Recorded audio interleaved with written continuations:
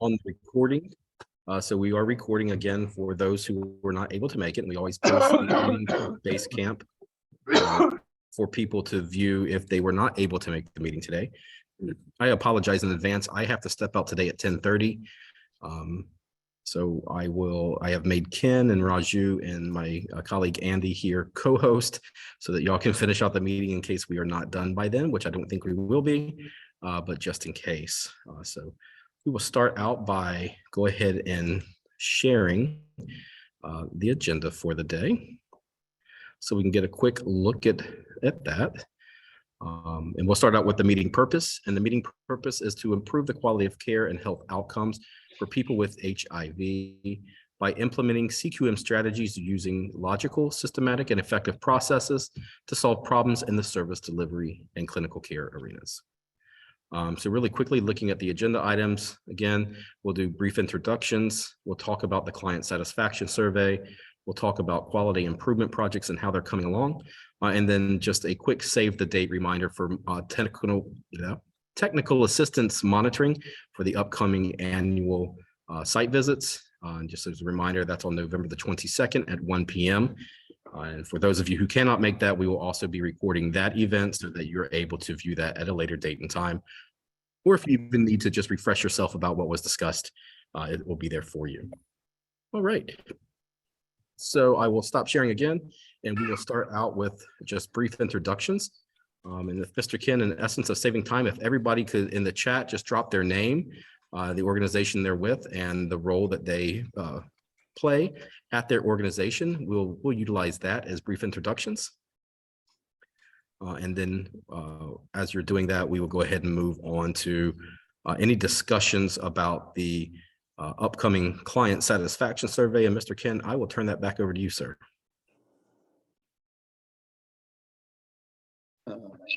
So client satisfaction survey is has been delayed a bit. We're expecting for that to start next Tuesday, November 11th. We had a few issues and a few miscommunications getting the survey together, and we're on it, and we have gotten the in-person incentive cards in the office, and I believe the digital incentive cards are ready to go. And it's just a matter of finishing out the survey and SurveyMonkey, and that should be, like I said, available starting November the 15th, next Tuesday. Perfect. That sounds good. That's a great update, Mr. Ken. All right. And like Ken said, I know Jennifer's working to finish that out, and that will be in both English and Spanish for our Spanish-speaking clients. So that's a good twist to that, so that we can make sure we're encompassing as many as we can. All right, quality improvement projects. We want to take the opportunity now to just briefly speak about quality improvement projects. Anybody experiencing any delays, any barriers, have any additional needs as they're working through their quality improvement projects? Thomas, this is Yahira from Community Care. Community Care was experiencing a brief delay. This process overlapped with our organization's quality assurance program, and so we needed our charter to be approved internally before we could move forward and sharing that plan with this group. It was approved recently, and so we're working on just, the driver diagram and everything is part of that charter. So we'll be translating that over to the worksheet and uploading into Basecamp early next week. Great, that's a great update. Thank you so much. Any success stories? Success stories go along with this report out if you would like. Anybody seeing any huge improvements or any huge process improvements so far in their quality improvement projects?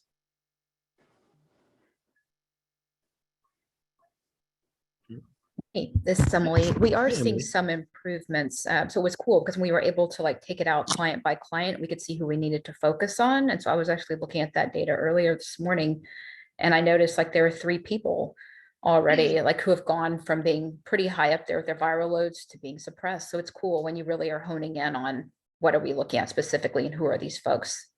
That was That's cool. awesome. Mhm. That's really good. Great. Thank you for sharing, Mhm. Emily. Of course. Okay.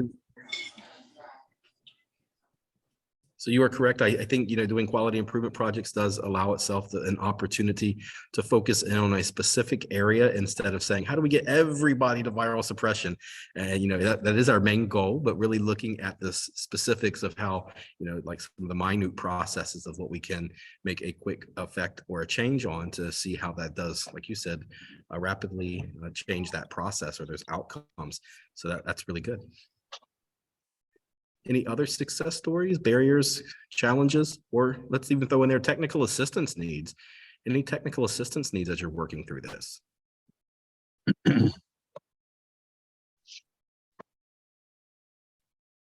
So one thing we are going to do at the next QM meeting is kind of break out into breakout rooms and have a little worksheet that we can discuss in smaller groups about our quality improvement projects, just to kind of work through those nuances of what's happening, what's taking place, what are we seeing as a change agent, or what we might not be seeing as we expected, just to kind of have smaller group conversations so that everybody feels involved and we can talk about the projects in a little more detail and kind of pick each other's brains about what we're doing individually in our organizations that we might be able to shamelessly steal and take back for ourselves.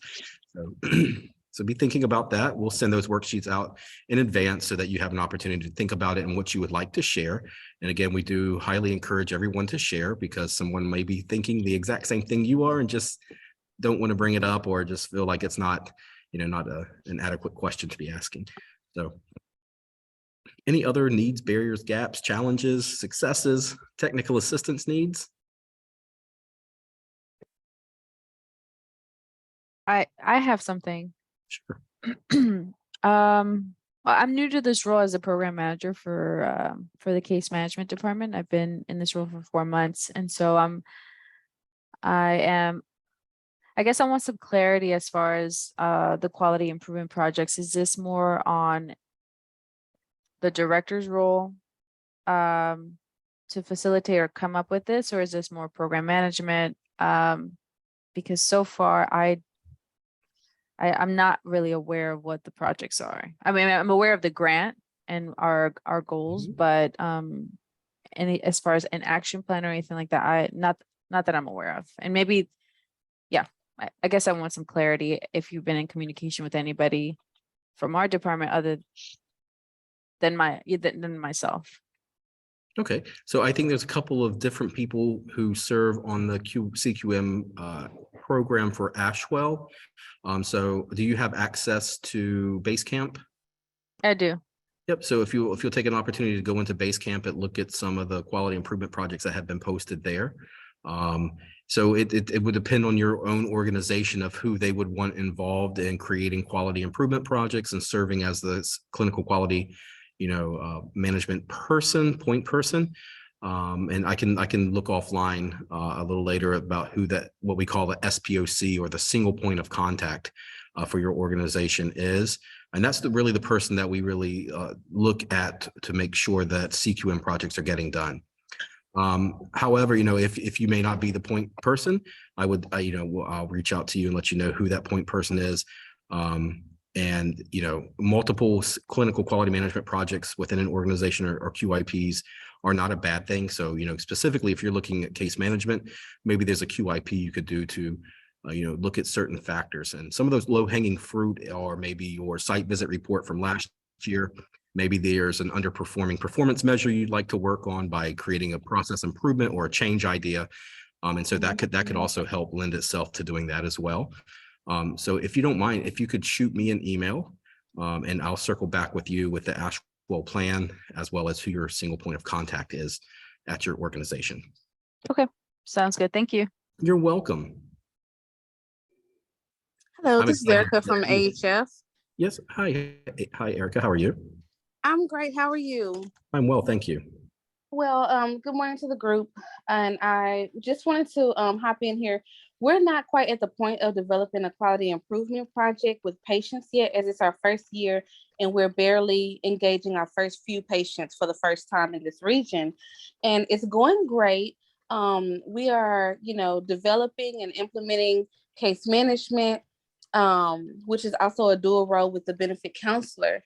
And so my question would be, as we're developing this role, which is, unique to AHF, benefit counselor and case management, and we're also implementing case management for the first year, is there a particular person or contact that you would recommend we connect with as we are also thinking about quality improvement going forward, but want to, have quality in the implementation and development of our case management program this first year? Sure, Erica, that's a great question. So always please use your recipient's office or the HRAU staff as your key contacts to help you kind of bridge the gaps between being a new subrecipient and finding some technical assistance, whether that be peer-to-peer or directly from your recipient's office. So please always reach out to them. But also keep in mind that quality improvement doesn't need to be just a clinical quality improvement project where it involves clients or patients. It can also be kind of a process improvement, like you were just kind of alluding to, of newly engaging a medical case management program with benefits coordination, and really looking at some process improvements of how you could do that more efficiently. So if you're seeing like maybe there's a barrier or gap within a process internally, that could be something that you could work on as a quality improvement project as well. And I know that it's your first year, but thinking about it in advance sounds like it's very promising and that you're ready to do some hard work in the quality improvement, which we are very excited about. Does that kind of make sense? Sure. So basically to reaching out to the grantee office. Yes, ma'am. And Ken, help me out here. Maybe she has a contract monitor who that organization specifically reports to. Would the recipient's office prefer that she reach out to your contract monitor for technical assistance and peer-to-peer mentoring? You're on mute, sir. Absolutely. Erica, you're with AHF, right? I am. Yeah, so Kim Nguyen is your project officer, your grants manager, I guess. So you could reach out to her, and if there needs to be other involvement from other staff, then she can get to the rest of us.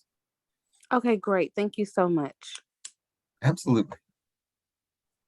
And that kind of goes for everyone else too. If you're finding yourself at needing some like peer-to-peer support or some peer-to-peer technical assistance, please utilize Basecamp as well. So like if you have a question and you're not quite sure of how that works, I'm trying to sign into Basecamp really fast so I can show you where you can post that question, and that gives everybody an opportunity to kind of like spin their opinion, almost like a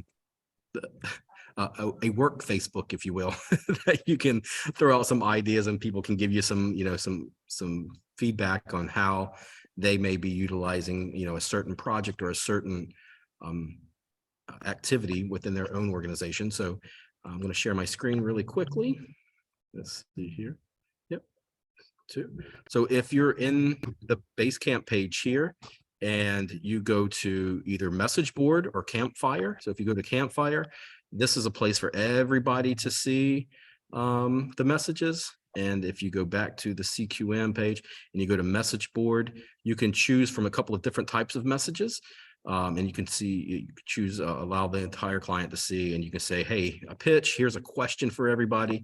And when you post that question, it goes to everybody and it will kind of thread itself below as you look through those. So like, for instance, you see, I post the AETC trainings, the bulletin from HRSA, I try to post, and then people below will respond. So you're able to see the thread there if people respond to your question. It will also send you a notification in your email when somebody responds to a message that you post to the message board. So please utilize that at your capacity to just throw out some questions and things of that nature. It's another opportunity for us to be able to get the question out pretty quickly. All right. All right, let's look at our next item on the, let me ask again, any other questions or comments about quality improvement projects as we are moving through those? All right, hearing none, we will move on to a quick discussion about the annual subrecipient monitoring. So as you may know, if you've been with HRU in the past, Collaborative Research also conducts the quality assurance for service standards and review of the national monitoring standards for fiscal universal and programmatic reviews. So that monitoring process, annual monitoring process, will start in December. We will be hosting the technical assistance webinar, and we'll reshare that screen so you can see that. The technical assistance webinar, save the date, again, is November the 22nd at 1 p.m. Pacific. I'm not sure if it's standard time or daylight time. I think it's Pacific daylight time at this point, since we've already went back a little bit in time. So please put that on your calendar if you do not already have that. Again, November the 22nd at 1 p.m. Keep in mind to join that meeting, you will want to register for the Zoom link to make sure that you are, and email should have come from the recipient's office. And if it hasn't, it will be coming very soon for you to ensure that you will be joining that subrecipient technical assistance monitoring webinar. If for any reason you are unable to attend that meeting, we will record that so that you will be able to review that at a later time. Even if you do attend the meeting and you just need to refresh yourself on what may have been presented, we will make that available to you as well. And so this year, the site visits will be looking at service standard compliance, also universal monitoring, fiscal monitoring, and programmatic compliances. And again, that will be starting in December with the technical assistance webinar on November the 22nd. All right. Any questions? I have a quick question, Thomas. Sure. Yes. I tend to have them. I was reading over the protocol that the HRU team supplied, and they said that a full monitoring schedule for the subrecipients would be available 2 weeks prior to the technical assistance webinar, which lands on this past Tuesday. Do you have that schedule for when you'll be visiting each subrecipient yet? I do not. I will have to get back to my team to see where that schedule is. So I apologize. I do not have that with me currently. So I will check on that and circle back with the recipient team to get that out to you. Great. Thank you so much. You're welcome. And that may have been, I think that may have been that. Also keep in mind that you'll get the chart pools 5 business days prior to the monitoring visit as well. So we'll make sure that there's ample time for you to prepare and that you'll have time to save the dates for that. All right, Mr. Ken, that's all I have. Is there anything from the recipient's office, sir?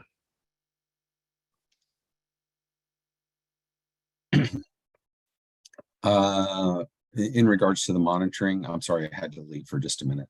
Oh, you're fine. Or anything. Yes, sir.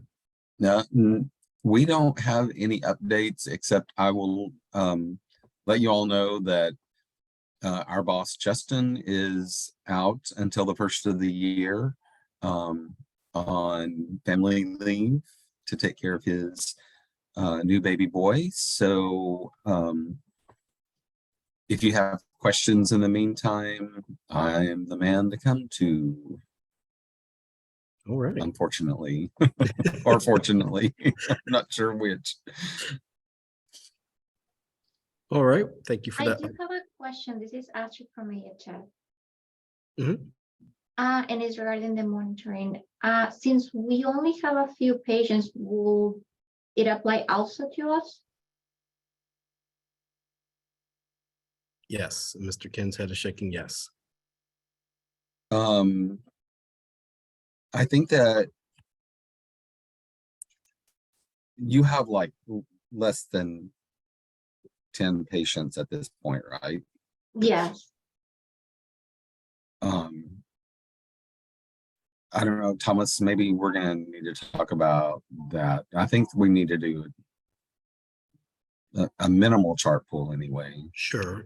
And probably the recommendation would be just to look at all of the clients, even though it's your first year, just to help you kind of get a baseline of what may need to be looked at going forward, and to really take a look at your policies and procedures that you are required to have in place. So, even though we'll be looking at charts, it will probably more focus on your fiscal and policy and procedures that you have to have in place to contract. So, Okay, sounds good. Thanks for the You're welcome. information. yes.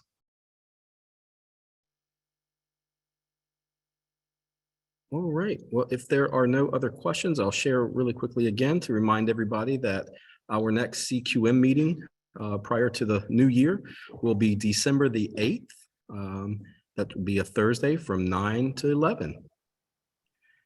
And if there are no other questions, we will go ahead and end the call. And I hope everybody has a great and safe holiday season ahead, and we will see you in December. Thomas, I'm sorry. Thanks Can you all. Yep. Go ahead, Susie. Yeah, can you go ahead and repeat that last portion that you said? Something in December? Yep. Our next CQM meeting will be December the 8th. Oh, okay. Thank you. You're welcome. All right. Thanks, everybody. Have a great holiday. All right. Bye. Yeah.